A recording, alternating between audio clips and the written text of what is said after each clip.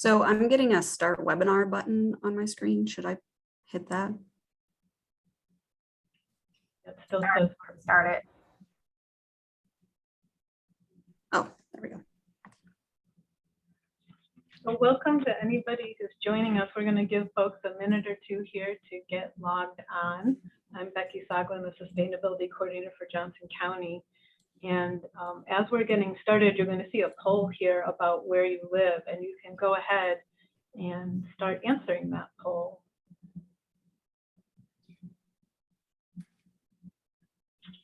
We'll get that up here in just a second. There it is. And you can, if you're not seeing your community, there's a little scroll bar here on the right. You can pull that down a little bit. And thank you to everybody who's answering. You're quick responder. It's great to see. So as you're all doing that, again, welcome. I'm Becky Soglin, Sustainability Coordinator for Johnson County Planning, Development, and Sustainability. And on behalf of the county and our green team, thank you so much for joining us. And thank you to Keisha Fields, our Johnson County Inclusion and Equity Specialist, who helped set up this Zoom and these polls. She is just doing a great job for us and helping make this technically possible. And I want to give a warm welcome to our panelists, Jane and Beth and Blake. And before they introduce themselves and delve into this important topic on plastic waste, we have a few housekeeping items. Again, if you're just joining us and you want to answer the poll about where you live, please go ahead and do that. There's a scroll bar there on the right where you can pull down and answer. There's additional choices if you can't see where your location is. So first of all, this event is being recorded and we'll be able to share that link later. It will be closed captioned in English. That will automatically be generated. So we hope it will be pretty accurate as possible.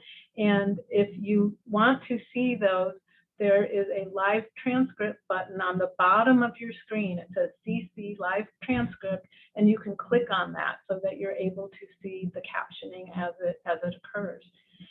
If your questions are not answered along the way, you can type them into the Q&A box. Again, on the bottom of your screen, if you move past from left to right, you see mute, stop video, participants, and then the Q&A button, and you can click on that and put your questions in there. I think our panelists will be able to answer a lot of your questions as they go along, but if they don't, certainly put your question in there, and in about the last 10 minutes of our presentation, we'll get to those questions. So our panelists have about 40 minutes of presentation, and if you need to drop off early, we understand, and again, we hope to make that link available so you can check in. So thanks again for being here, and I'm going to turn it over to Blake now. Hi, everyone. Good afternoon. My name is Blake Rupe, and I'm Sustainability Program Manager at the University of Iowa in our Office of Sustainability and the Environment. And I'll throw it to Beth to introduce herself. Thanks, Blake. I'm Beth MacKenzie, and I am also a Sustainability Program Manager in the Office of Sustainability and the Environment with Blake at the University of Iowa. And I'll turn it over to Jane. Hello, everyone. I'm Jane Wilch. I'm the Recycling Coordinator for the City of Iowa City. Wonderful. And I think with that, we will go ahead and get started. If you could go to the next slide, Keisha. So throughout the presentation, we are going to have polls as we want to hear from you as we keep going. So we will give you about 20 seconds to answer each poll that we have throughout this presentation, and they'll all appear on a slide looking similar to this, so you'll know that they're coming up. The first poll question we have for you today is, what do you think plastic is made of? So please pick the answer that is best or closest to the most accurate that you see from this list here. And you're right, Becky, we've got fast responders here, which is fantastic.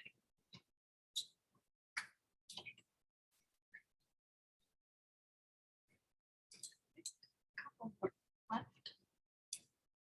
Okay. So next slide, please, Keisha. I wanted to start today with talking a little bit about what plastic is. So as I see from your poll answers, most of you were correct. Plastic is essentially a byproduct of oil. So when oil refineries collect crude oil and refine it, a byproduct from that process is a selection of chemical polymers. So companies then rearrange these polymers into repeating chains that are chemically bound together, and these chains are incredibly light, they're really strong, and they're really durable. So the way that these chains end up being arranged, and depending on the different additives that get added to them, that's how we get a lot of the plastic, the different kinds of plastic that we use today. We refer to these as different kinds of plastics or different numbers of plastic is something you might be familiar with, but that's pretty much how we get plastic. If you don't mind going to the next slide, Keisha. Thank you. And so the rise of plastics into our everyday lives has been nothing short of phenomenal. It's really easy for young people today to say that plastic has always been around and it always has been. And I work with a lot of students here at the university who have sort of that mindset, but that's not exactly accurate. So as a material commodity, plastic itself is barely 100 years old. It became more widespread in our everyday lives after World War II, but it is important to note that almost half of all plastic that's ever been produced has been made since the year 2000. So it's a pretty new commodity in the market. It's a pretty new material. But as a global society, it's definitely taken over. We consume more plastics today than most other materials, except for perhaps steel. That might be the only thing we use more of. But globally, we are projected to double and almost triple the amount of production of plastic that we make by 2025. So it's definitely a commodity that not only is really new that we're trying to figure out how to deal with, but it's also something that we're going to be dealing with for a really long time because of the way that those polymer chains are created. They're really durable, they last a long time, and we're just making a lot of it. So if you don't mind going to the next slide, Keisha. Before we move on to the next part, if you could answer this quick poll question. How many times do you think that plastic can be recycled? Either infinitely, none, or 2 or 3 times. Pick the answer that you think is the best or most accurate.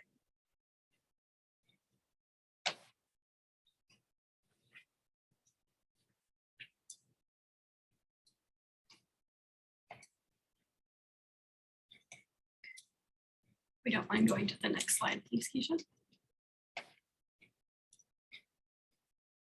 So as I mentioned, plastic is made from the process of refining crude oil.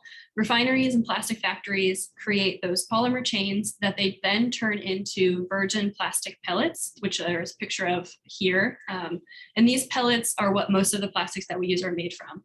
These pellets are sent to factories where they're melted and molded and heated into the different items that we use. If they're Tide bottles, yogurt containers, plastic packaging, things like that. So from there, those bottles and containers, whatever was created, are then shipped to different factories where they get filled with that yogurt or that Tide or whatever liquid they're going to be filled with or whatever item. They then get shipped to different logistics warehouses, different factories. They're then shipped to the store, which is where you then purchase it when you're out running your errands throughout the day. And then from there, that's where these plastic items then go to one of generally 3 different places, either a landfill, a recycling facility, or they end up somewhere in the environment.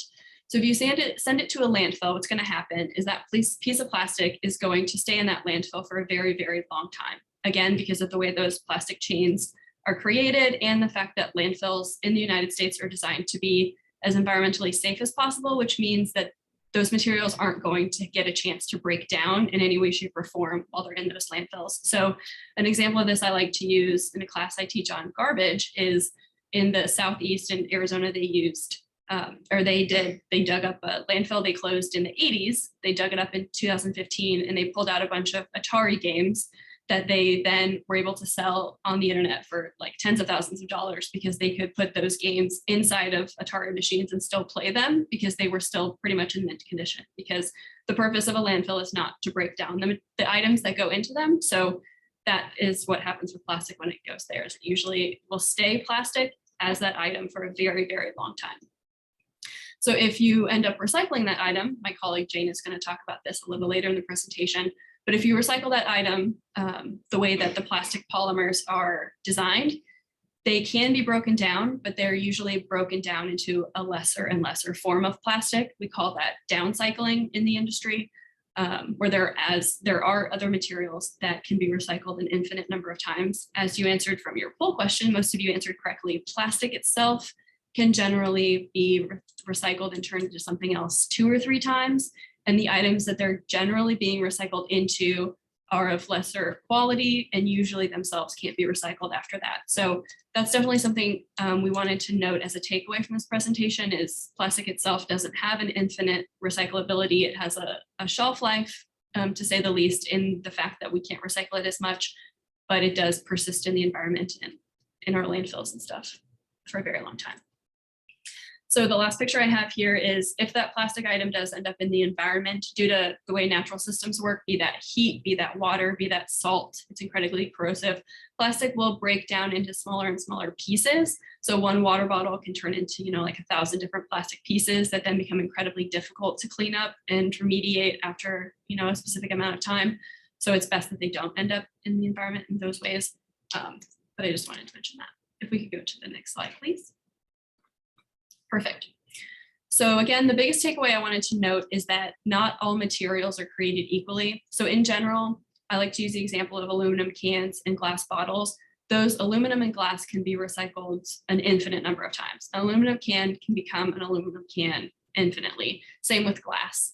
Plastic, on the other hand, because of its chemical composition and structure, has a very limited number of times it can be recycled, and it's usually recycled into something that at that point can't be recycled. So on our next slide, we have another, one more first, sorry.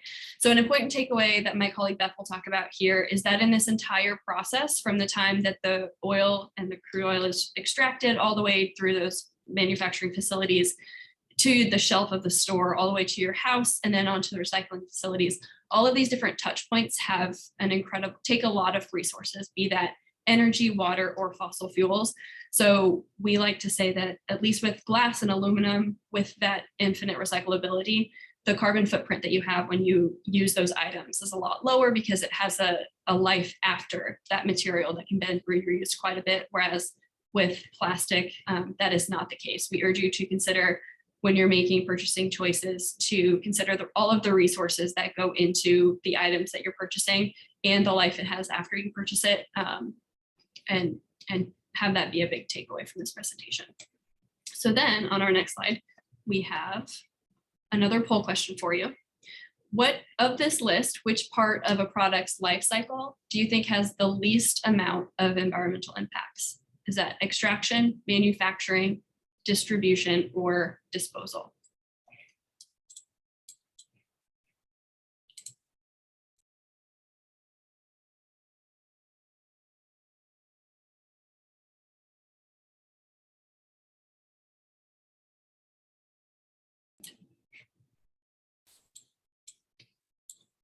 Pretty even split on this one. And so from here, I will hand it off to my colleague, Beth. Thanks, Blake. Yeah, so thanks for answering that poll question, everyone. It does look like we have a pretty even split between all 4 of the answers. So about 25% of the audience thought each one had the least amount of environmental impacts. The correct answer is actually disposal, and I will talk a little bit about why that's the answer to that question. And I think we can go to the next slide, Keisha. Thank you. So now that we know what plastic is and how it's manufactured and the limits of its recyclability, the next part of the discussion is how to reduce the environmental impacts of plastic. So people are often highly concerned about whether or not something can actually be recycled, not realizing that by the time you're actually trying to decide whether to put that item in the trash can versus the recycling bin, most of the environmental damage has already been done. Extracting raw materials and processing them into products and then distributing them to customers has a significantly greater environmental impact than what happens to that product at the end of its useful life. And then depending on the type of plastic that it is, landfilling that item might actually have fewer environmental impacts than like actually recycling it. So landfills tend to get a bad rap, but they do serve an important purpose and are sometimes the better option for disposal. And Blake talked a little bit about how they're designed and the purpose of them. And so they do serve a very good purpose for the things that we aren't able to dispose of elsewhere. So For example, for many years, recycling facilities in the US did accept very hard to recycle plastics in order to make recycling of the other plastics easier for consumers. It's a lot easier to throw everything into a recycling bin than to try to figure out, is this recyclable or is this recyclable? So since there were very few domestic manufacturing facilities taking the hard to recycle plastics, they shipped them overseas to places like China, who had much more relaxed environmental regulations for plastic waste processing. And what ended up happening was that some of the plastics were burned or dumped into open pits or even into the ocean, causing more environmental harm than if they had been just buried in regulated landfills in the United States. And here on the bottom right of this slide, you can see a list of some of the measurable environmental impacts that can be considered as you're looking at the life cycle of a product. So I think we could go to the next slide, Keisha. All right. So how do we reduce the environmental impacts associated with plastics? So the chart here shows the general hierarchy of managing plastic waste from the most preferred to the least preferred, most preferred at the top. And as you can see, the best way to reduce the environmental impacts is source reduction. So in other words, not creating the plastic in the first place. So for every ounce of plastic that's not created, it saves all of the resources that would have gone into making it, transporting it, using it, and then finally disposing of it. So reduction by far is the most impactful solution to plastic waste and any other waste, really.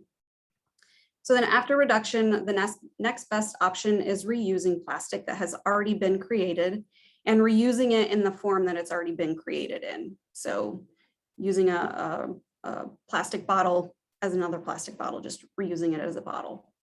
Then we drop down to downcycling, what some people call recycling. So for plastic, it's actually downcycling because as Blake had mentioned, the plastic bottle cannot be turned back into a plastic bottle. It has to be turned into something of a lesser quality. So this is essentially melting plastics down and turning them into lower quality items until they can no longer be recycled. And as it was mentioned earlier, plastic can only be recycled a handful of times before it becomes too degraded to recycle anymore. After downcycling, there's chemical recycling, which promises to turn plastics back into their original molecules through pyrolysis or gasification so that they can be reprocessed. But there aren't really very many large-scale examples of this technology, and it still requires a lot of energy and resources to chemically recycle the plastic. So then, towards the bottom of the hierarchy are incineration and landfilling. The very worst thing that can happen to our plastics is that they get released into the environment. And Blake touched on this a bit. So litter getting blown into trees and washed down rivers is a very visible example of this, but there are other ways that this happens as well. So lots of studies are now showing that microplastics are everywhere. They're in the air, they're in the rain, even in the snow that falls in some of the most remote places on Earth. So we ingest microplastics anytime we eat or drink from plastic containers. We breathe it in from our plastic carpet and furniture. We wash it down our drains every time we wash our polyester clothing. And all of these microplastics get released into our environment. So I think you can go on to the next slide, Keisha. Thank you. So how do we apply this information to our day-to-day lives? Well, we know lots of products are made from or packaged in plastic. So how do we know which alternatives are better than their plastic counterparts? And I have bad news. Honestly, it can be very tricky and it's often very hard to find clear answers. So the life cycle assessments can help you compare products to see which one has the fewest environmental impacts over all stages of its life. But this information is not readily available for most products. And even when the information is available, a lot of times there's not even a clear winner. Sorry, all products come with their own environmental footprint, and they don't necessarily outperform the plastic counterparts in all environmental impact categories. So you can see here on the slide, we have a bag comparison. So a single-use plastic bag versus a multiple-use plastic bag versus a compostable bag versus a paper bag versus a cotton bag. And as you can see underneath, I've got a few different environmental impacts listed and whether that particular bag has a low, high, or medium environmental impact in that specific category. And so the intensity of impact for each bag varies for each environmental category.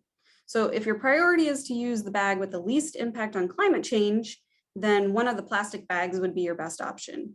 But if reducing ocean plastic is your highest priority, then you'd want to use the cotton bag. If you just want to stop using plastic altogether, then it's a toss-up between the compostable paper and cotton bag. The only definitive answer really that I can give you regarding the best way to reduce your environmental impacts from using bags or any other products is no matter which material your product is made out of, use it and reuse it as many times as you possibly can, because the more times that you reuse it, the more environmental impact decreases over that product's lifetime. So I think that covers everything I was going to talk about. Jane is going to share some alternatives for some other products that we use on a daily basis that are often made from plastics. Sorry to interrupt, Beth, could you just quickly define eutrophication, what that means? Oh, yes, that was one of the environmental impacts. So that is essentially when oxygen is removed from the water due to excess organic materials in the water. Sort of a simple definition. I don't know if Blake or Jane want to expand on that at all, but. Yeah, too many nutrients. Yep. Great. All right. Thank you, Beth. Keisha, I think we can move to the next slide. Thank you. Great. So Beth just gave a really great overview of how alternatives can be complicated. So it really depends what your priorities are in terms of environmental protection or trying to reduce waste. If we're looking at the priority to reduce waste or to reduce exposure or use of plastic, here are some good alternatives. So we've split this up into two categories here. We've got reusable and we've got alternative. So the reusable items, a lot of them are pictured here. We've got the metal drinking straws, the glass or metal bottles or mugs, food containers, shopping bags, dishes, etc. There's lots and lots of different reusable examples. And a lot of these are not new. We've been hearing about reusable bottles. We've been hearing about reusable bags for a very long time. And you may be wondering why, especially with what Beth just said about, you know, it really depends how many times you're using it. It depends what your priorities are. Well, we're using these examples, and these are such popular examples because of the frequency in which we are engaging in these activities. So although using a cotton tote once may not have a huge impact, you're doing that action over and over and over again, which builds up impact over time. So that's why we continue to bring these into the discussion. The second category here, so alternatives. What we see listed here are things that probably most of us on this call and most people use. They're the consumable essentials. So shampoo, conditioner, toothpaste, laundry detergent. We really can't get out of using most of these. They're things that we buy over and over again. And so the impact you can have here is to look for those alternatives, especially if the goal here is to reduce use or exposure to plastic. So we have some of these pictured here. I also brought some examples. So this is a shampoo bar. I actually use this myself. I have thick, long hair, and I will say it works great. Another example we have here are bamboo toothbrushes. Again, I'm only holding up products that I use myself. There's lots of different brands, lots of different types out there. So, you know, try some things out, see what works best for you. And then laundry detergent sheets. So again, very different than what we're used to in buying a plastic jug. These are sheets. You tear off a sheet, you put it in the washing machine. So there's all sorts of different alternative options out there. Again, if the goal is to reduce that plastic use. Finally, the last alternative we have listed here is disposable options. I mentioned this especially in a time when, depending on what the activity is, if it's an event or a party, from a pandemic standpoint, disposable oftentimes has been the safer option for some of those activities. So we mention this because there are some eco-friendly options that are better than others. We've got paper-based or plastic-based compostable. We've got recyclable options. So we'll talk a little bit more about some of those as we move through these next slides. Keisha, next slide, please.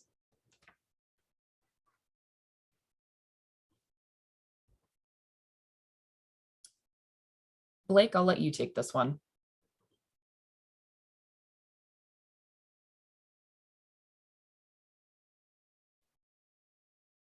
Did we have a poll there at all, Keisha? No, I think it's after this one. No? Okay, great, perfect. All right, so let's talk about recycling recommendations here.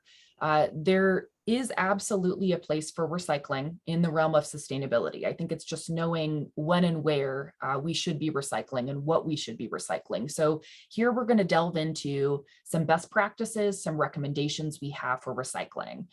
So when reduction and reuse are not possible, that's usually when we start to engage with the practice of recycling. Our top tip here is to recycle correctly. Every community, and we saw there was a lot of people from Iowa City on this call, but there's some people from several different counties on this audience today. And depending on where you're coming from, where you live, what program you engage in, it could be very different than what Iowa City does. It's because the recycling is very, very localized. It's dependent on what funding is available, what programs and market, what the local government can get involved in. So our recommendation here is to engage with your city and county program, know what the accepted materials are before you place an item in the bin. Reiterating this point that Blake and Beth have done a really great job emphasizing, some recycling materials are not as recyclable as others. So the big example we have here is glass and aluminum compared to plastic. If recyclability is your environmental priority, plastic might not be the best option. So again, just weighing those priorities. And then finally, we wanted to clear up a few misconceptions. So this is recycling as a topic where there's a lot of confusion. These four, I think, are some of the top questions we get from students or community members.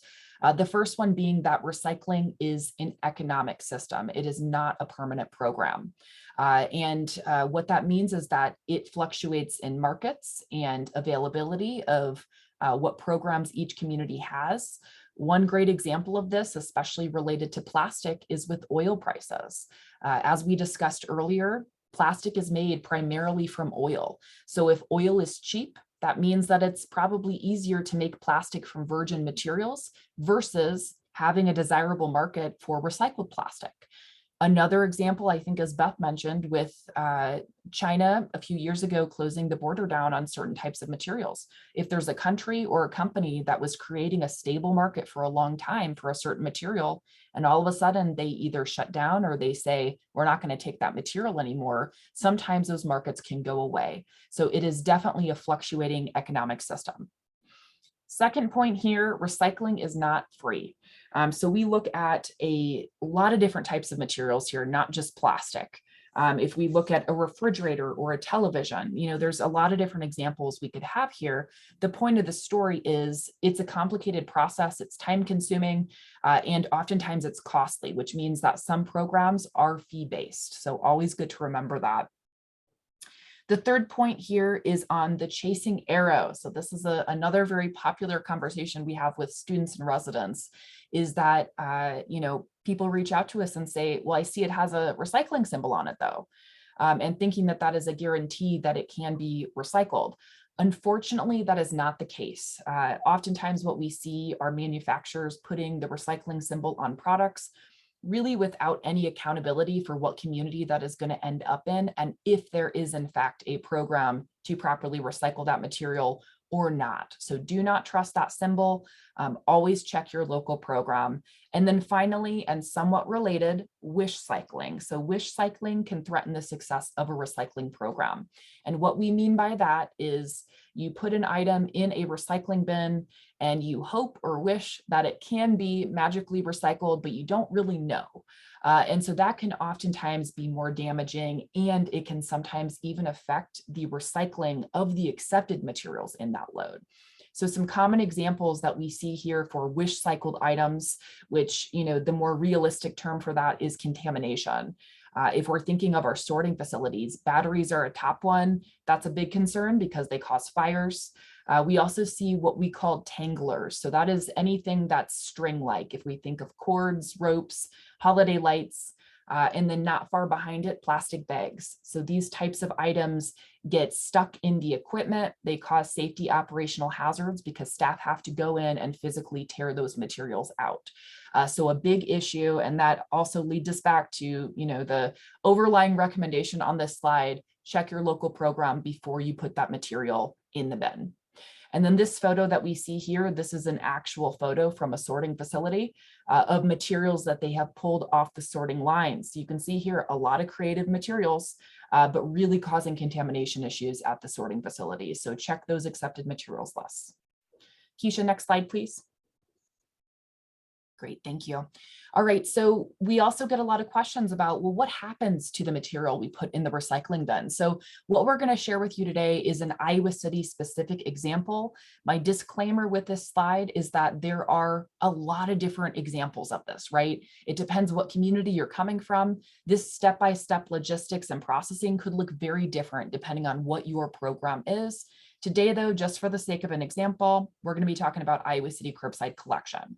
So at the start of this process, customers, our residents, will place their single stream materials in their blue top roll recycling cart, and they'll place it at the curb on their collection day.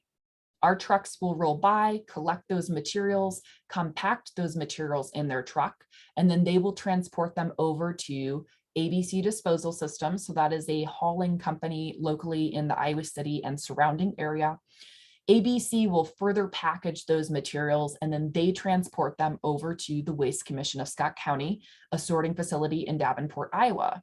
At that point, that sorting facility will separate those materials. They'll come down sorting lines, as you can see in the photo on the top right there.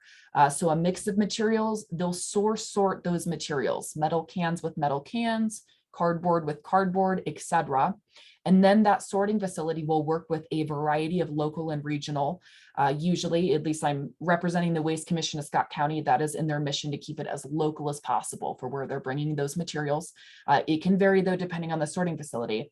So then they work directly with those recyclers and mills to provide sorted materials to them to then make those into recycled products.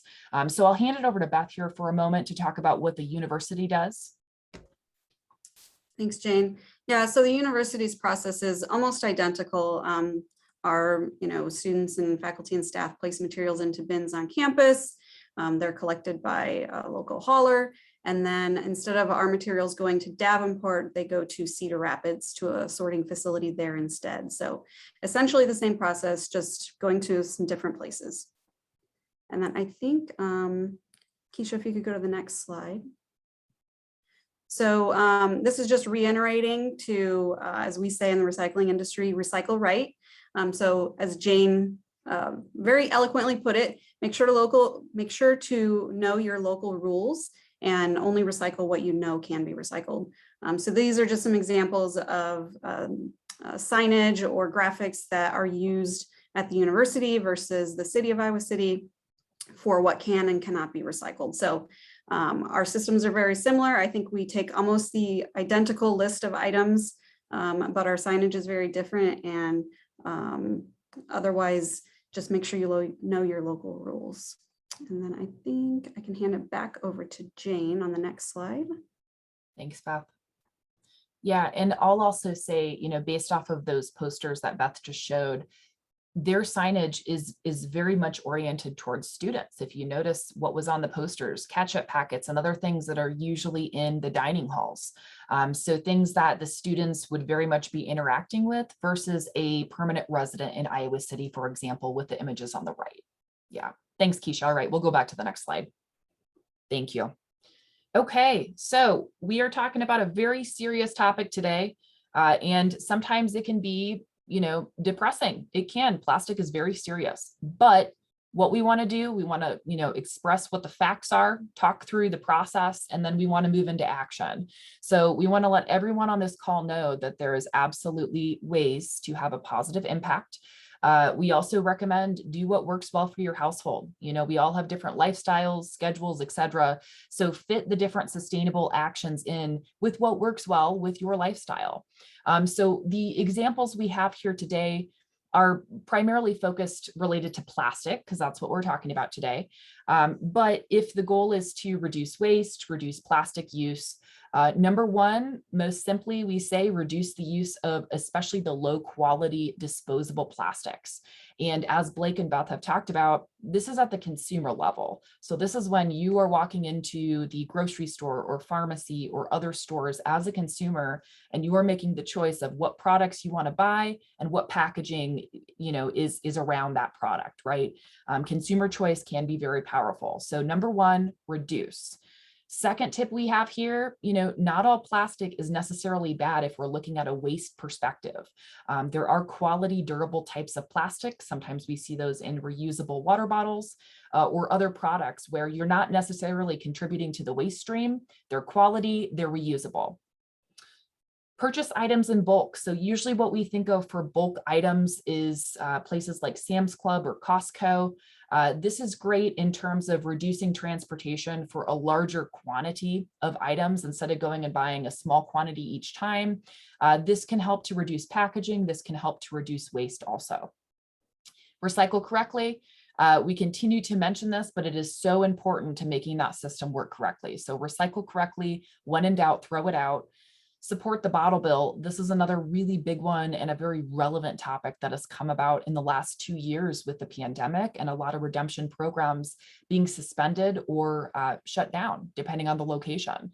So we at the city, we definitely support the bottle bill. It's very important because it supports municipal programs across the state. Without redemption, municipal programs truly would be overwhelmed and overrun with glass and metal recycling. So it's a wonderful partnership. And from the consumer and user level, it incentivizes recycling with that 5-cent redeemable that you can get back if you return your cans and bottles. So very successful program. And then finally, learn and ask questions. As we said, recycling is a moving program. It's not permanent. So ask questions, stay up to date on what's going on in your community. All right, Keisha, next slide, please. And so here we have another poll for you. We've got this question already in the Q&A. We get this quite a bit, but we wanted to hear from you. Why do you think that glass is not accepted in most curbside recycling programs, even though, as I've mentioned and Jane has mentioned, it is infinitely recyclable, it is valuable, and it is a great commodity? We'd love to hear what you guys think.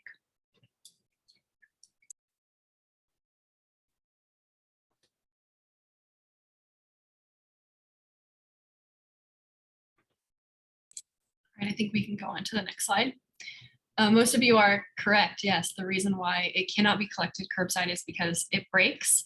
There is it's not exactly wrong to say that it's because it's heavy. That is true in some places, but it's mostly because it breaks and it shatters into lots of little pieces. Yeah, thanks, Blake. And the other thing we see with that too, and that's very much an Iowa City example, we do not allow glass in our curbside recycling. It dirties other recyclables, reducing their quality, and then the mix of materials with the glass shards actually dirties the glass, reducing its quality. So that's why we really stand by keeping it a separate sort system in Iowa City. So now what we're going to do is quickly run through a few material categories that we get a lot of questions on in Iowa City and the surrounding area. So one of the most popular ones being plastic bags, wrap, and film. This is also one of the top contaminants we typically see at sorting facilities. So the clear answer here is that these types of materials, lots of different examples pictured here, are not accepted in curbside mixed single stream recycling programs. The good news is that there are a lot of retailers or grocery stores that do offer a separate plastic bag recycling collection system. But just like what we said with our own programs, always check their list of accepted materials. Some of the things we see pictured here are accepted in those programs, while others are not recyclable. So again, check the accepted materials list. And again, similar to what we said earlier with the sorting facilities, this picture in the upper right-hand corner is an example of a sort line. And what we see tangled into that machinery are plastic bags. That's one of the top materials we see there. This gets back to that point of contamination, and this one especially being an issue at sorting facilities. When plastic film gets stuck in the equipment, they have to shut down the plant usually and bring staff in to physically cut out that material. So not only is it an operational hazard, it's a safety hazard for the staff as well. So make sure you get those types of materials into those separate programs at your local stores. Next slide, Keisha. I'll just quickly note, if you do have a question, please put that into the Q&A box, and we will be watching those and answering either along the way or at the end. Thank you. Great, thanks, Becky. Okay, another two material categories here that we get a lot of questions and curiosity about are clamshells and styrofoam. So clamshells are what we see on the left here. Styrofoam is what we see on the right. Simple answer for both of these are not accepted in Iowa City curbside programs or at our drop-off locations. Clamshells has been a hot topic in the last few years, and it's confusing. If you look at the bottom of a clamshell, it's usually got a recycling symbol, and it usually says number 1 or number 5, which is the same number we see on materials that are very recyclable, such as pop bottles or water bottles. So, that has most certainly adjusted some of our outreach as well. It is the same type of plastic as a lot of things that we would consider recyclable plastic. The issue here is how this is molded that makes it very difficult to recycle. And then styrofoam, unfortunately, there still is not a good market for that locally. So the best place for that, if you're not able to reuse it, is the regular trash. Keisha, next slide, please. Okay, so we've touched a little bit on the compostable options out there, plastic versus paper. And when we say plastic, that's actually an incorrect word. We use that because that's what it looks like, right? But if we see here on the image, some of the eco products examples that we have here, this is corn or plant-based. So it is not traditional plastic like what we usually think of. Our tips for this, if you engage with these materials or if you're considering using these for an event or an activity, is to first consider where will these material end up when I am done with it. That's very important to consider before you make that purchase. If you're getting a compostable cup or plate just to throw it in the trash to be landfilled, that can actually be more damaging. If you're buying that and do in fact get it into a compost system, then that's great. That's the full environmental benefit of why that product was manufactured in the first place. So very important to consider, where are these things going to end up, and am I carrying through that environmental benefit? And then two other points we want to have here, compostable plastic. So it is not compostable in the same way that we think of a banana peel or an eggshell or other types of very natural organic material. It is still a manufactured product, which means that it does not break down as easily in a compost system. There are actually some facilities that have banned these types of items because of operational issues and a declined quality in the compost. Our Iowa City facility is not one of them yet, but again, the lesson of the day, check your local program. You never know when things like that change. So just check with your local compost facility on that to see if it is, in fact, a type of material they would accept. And then finally, as we said earlier, this is not a traditional type of plastic. So we don't want to see this in the recycling bin because it would not be processed in the same way as a traditional plastic cup. All right, Keisha, next slide. Okay, and then finally, we wanted to share with you all an image of what materials are accepted in recycling for plastics. So as you can see here, we don't have any wording describing numbers. That's very intentional, and that is due to some of the inconsistencies with numbers, such as clamshells. What we've really moved towards is visuals, descriptions of what types of container, visuals and shapes of container. And I think next slide, Keisha. All right. Well, Beth, Blake, and I really thank everyone for joining us today for this presentation. I think at this point, I'm going to hand it back to Becky for the Q&A session. Thank you so much. We've had so many great questions come in. I'm going to try to bundle a few of these, so and hopefully we'll get everybody's questions answered. And I know that Blake has been answering some of those, and I will go back to some of those because it may be that everyone might want to hear what the question was and the answer. So we've got two questions here that relate to Iowa City's effort to work with restaurants on changing takeout containers to different types of products. And some folks know there was a survey. So basically, people want to know what's the next step with that. Yeah, that's a great question. So when the whole clamshell news came about during the pandemic, we formed within the city a non-recyclable plastics working group. That's where that survey came from. So we actually right now still have the survey open. We did that intentionally into the fall semester because we wanted to have the student voice in the sample size of the survey. So we do not have our final data set yet. Once we close that survey, which will likely be happening in just the next few weeks, that is really meant to be a preference model to understand what our community members like and what's convenient for them, while also considering the environmental benefits. So we do have some plans to start some conversations with local restaurants because, of course, the consumer perspective is essential to this, but also understanding what works best for the restaurants. So that is the next step. We're working through that process. Great, thank you. Let's see. Another one relates, a few questions here are relating to the issue of the styrofoams and the clamshell packaging. One is, people are noting individual consumers, kind of hard for them to affect change. Can municipalities ask the retailers to stop doing this? I guess it kind of relates to what you were just saying before, but also, is there any hope that something might change with the clamshells in number 5? We hope so. That's really the goal. I think that's what we're working towards. It's a systematic approach, which sometimes is not overnight.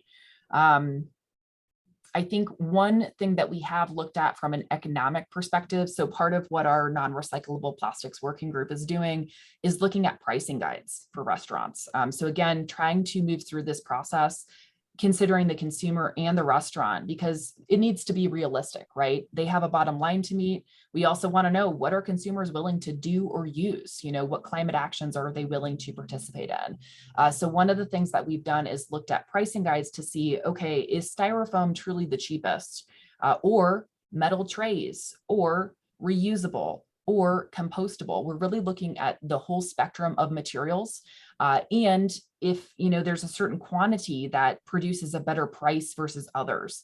And so that is some of the research that we plan to engage with restaurants on, is to say, beyond the waste reduction perspective or beyond the climate perspective, this is something that, could work with you financially. So yes, that is all part of the process. We are definitely trying to be very well informed and do all the appropriate research really before we delve headfirst into this program with the restaurants. Yeah. Thank you. And a very specific question. So for now, if someone has a choice at the grocery store between getting salad greens or something similar in a clamshell type, or putting picking a bunch from the shelf and putting it in a plastic produce bag, which do you advise?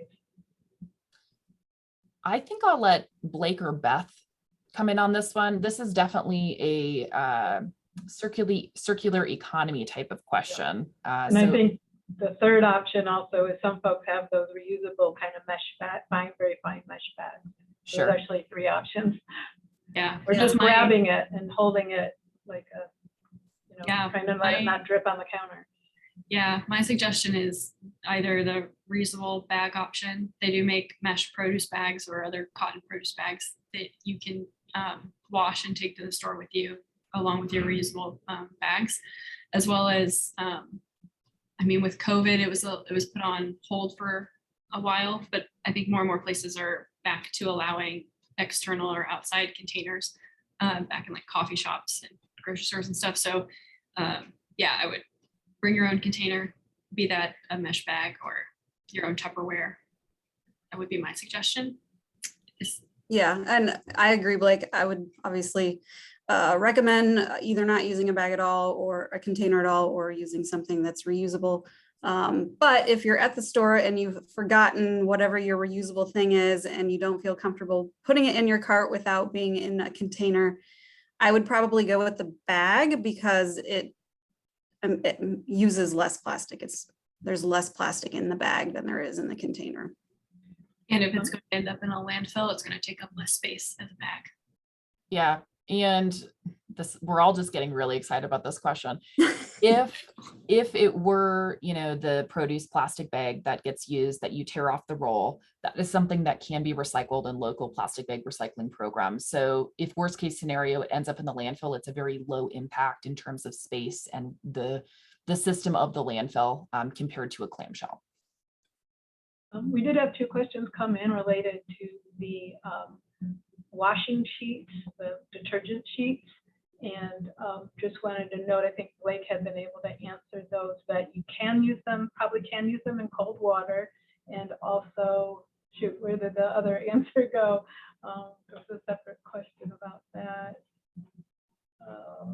Where did I think it that was go? where can you find them? I've seen them personally. I've seen them at Target, but I know if you ask the co-op or Hy-Vee, they will purchase whatever customers want to buy at those stores. So if you go up to the manager and say, I'd really like to purchase laundry sheets here, they will find them and stock them for you.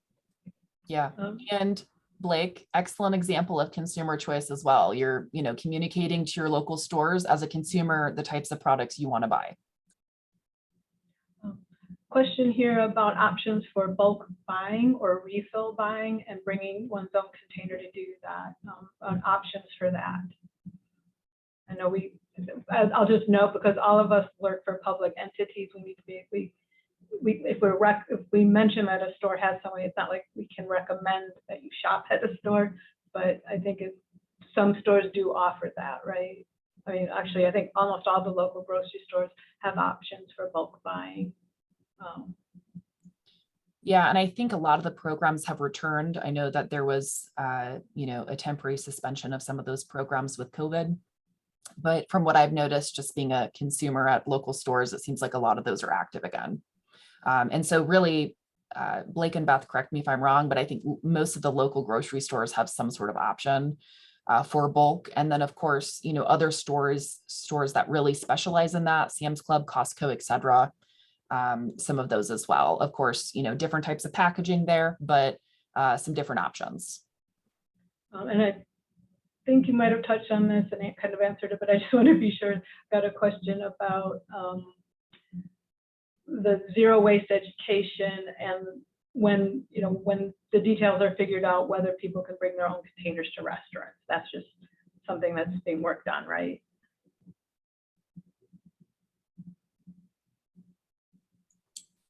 Beth or Blake?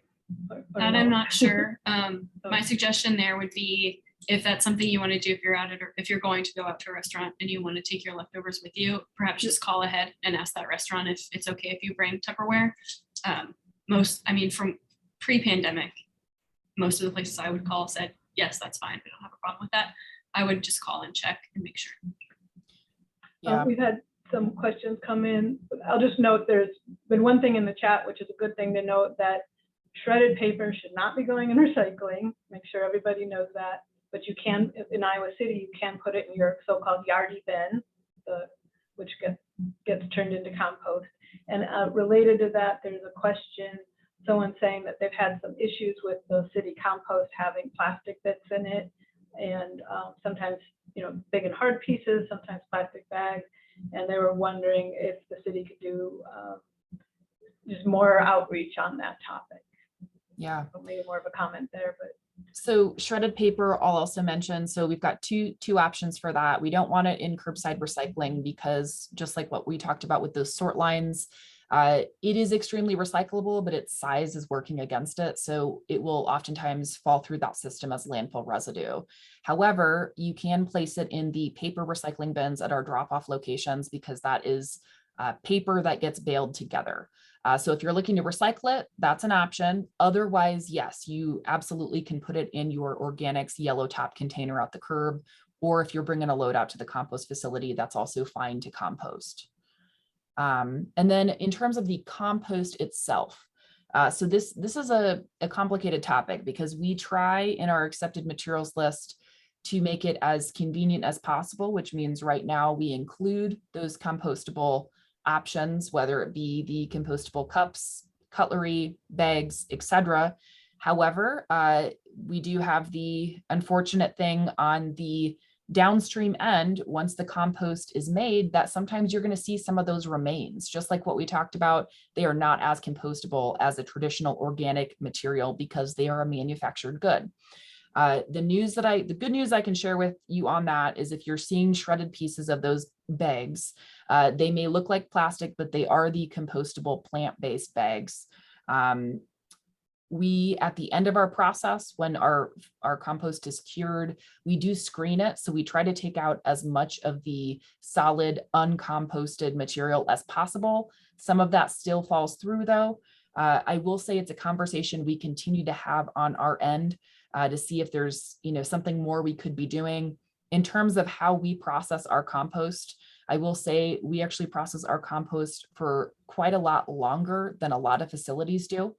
Some facilities are doing, a few months to 6 months. Ours is from start to finish an entire year. So we try to give our compost the best chance to break down that material. However, we are seeing some of those pieces at the end. So again, not a perfect answer. We're continuing to talk through the accepted materials list from a convenience standpoint, while also considering the end product and making sure we're continuing to have high quality compost. So it's complicated right now, but we're continuing to have discussions on it. And just as I think you mentioned this, but since I'd seen the questions are also coming up in chat, I'm trying to watch both, is that, yes, the reason the shredded paper isn't allowed in city recycling bins is because it is so small and messy. You simply can't have those tiny, tiny scraps in a recycling bin. Exactly. Same with, a pop bottle cap, for example. Anything that is small, it's just very difficult to capture in that sorting system. Let's see. Some questions are getting answered. I want to make their good. Let's see. Maybe some clarification on someone had asked a question about zero waste education, and they want to know, are the different organizations planning to move at some point from talking about recycling to talking about zero waste?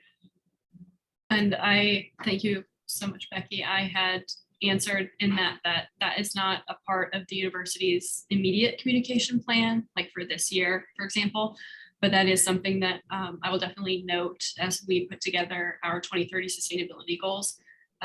We are talking about including a waste goal in that. And so the more that I can hear, if anybody on this call has any interest or any relation to the university and has any interest in having any sort of a zero waste communication plan, please email myself or Beth. We would love to hear your feedback on that so that we can take that up the chain. We've had two related questions. One is folks are asking about whether there might be a chance for a tour, was it of the landfill, and also how to get more involved with issues. Are there websites or maybe with plans in the warmer weather to do a tour out there? Yeah, I'll start, and then Beth and Blake can jump in if there's any university front types of activities they can get involved with. But landfill, absolutely. If you're part of a group that wants a tour, that would be me. So yes, I am happy to give you a tour. We can show you the compost facility, the hazardous material facility, overall the landfill grounds and the recycling center. So yes, that is no problem. Feel free to shoot me an email or give me a call. And then in terms of activities, so I would say I work very closely with Sarah Gardner, who's our climate action engagement specialist, and she's done a great job of having several different types of engagement programs. So one of which being the climate action ambassadors. So anyone that is interested in really joining the conversation, learning, having a voice in what we're doing on the city level and community level, you can become a climate action ambassador. So if you have interest in that, you can reach out to me or Sarah. I can direct you to Sarah and we can get you involved with that. And that also leads to lots of other opportunities too. That's a really good introductory way to get involved. And I'll go ahead and put that link here to the ambassador program. If you look into the chat box, that's where that is. There's a question there as well, though, about, and I'll just note the person who was asking about the tour was actually asking about the compost facility, but that is at the landfill. So it's the same, sort of the same request. It would. And if somebody just wants to see the compost facility, that's fine too. We can do that. Yeah. And then a question about regional recycling programs. Apparently that's what Scott County has, and I'm not as, so I guess maybe what is it that Scott County, all the towns do the same thing? Is that, I'm not quite sure. So the Waste Commission of Scott County does serve a number of communities in the Quad City area. So that may be what they're referring to. And then because they also have the sorting facility, they bring in materials from other locations depending on who their partners are. So for example, right now we partner with them, so they're getting material from Iowa City. It just kind of depends what their current contracts are. Yeah. There's been a few comments and questions about glass. One person has noted that North Liberty will take glass at the curb. Is that, I assume is that? I believe Is they that do. I true? think their hauler is Johnson County Refuse, and that is one of their accepted materials. And where in Iowa City are the locations now for glass? If you don't want to go all the way to the landfill, where can you go? Yeah, so we do have the bin at the landfill for anybody that lives on the west side. We also have the East Side Recycling Center on Scott Boulevard, and that's a 24-hour bin in the parking lot. And then the South Riverside Recycling Center, which is the intersection of Highway 6 and South Riverside, and that is also a 24/7 bin. Also good news coming on this, we are actually working through a glass recycling expansion program right now. So we will hopefully by the end of the year have 3 additional drop-off locations just for glass. Well, we are just about out of time. I am putting the Green Team address into, whoops. Or I was. Anyway, there's some emails there, so you can make connections with our panelists. So thank you so much. Thank you to Keisha for rolling us through all this, and just let us know if you have more questions. Thanks everyone for your great questions.